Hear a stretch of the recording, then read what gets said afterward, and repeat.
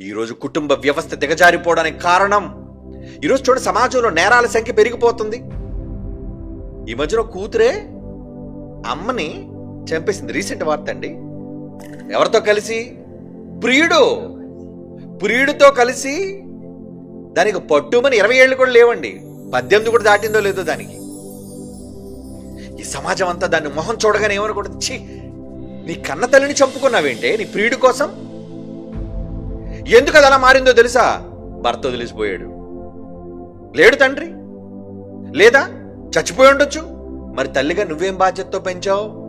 భయభక్తులు లేదు నీకు, రాజకీయాలు, పాటలు, తిరుగుళ్ళు ఇవన్నీ ఉండి నీ పిల్లల పట్ల నీకు శ్రద్ధ లేదు కనుక నీ కూతురు ఏమవుతుందో ఏం చేస్తుందో నువ్వు పట్టించుకోవడం మానేసావు. కనుక కూతురు ఏం చేసింది? ఎవరినో ప్రేమించింది, వాడిని ఇష్టపడింది, చివరికి ఇంటికి రప్పించింది, ఇంటిలోని తల్లిని చంపించేసింది. ఎందుకలా మారిపోయారు? కుటుంబ వ్యవస్థ దిగజారిపోవడానికి, సమాజంలో నేరాలు పెరిగిపోతున్నాయంటే ముందు ఆ కుటుంబాన్ని, రాబోయే తరాన్ని, మరో కొత్త తరాన్ని ఈ సమాజానికి ఇవ్వవలసిన తల్లి తండ్రి తమ బిడ్డలను కాపాడుకోవాలి.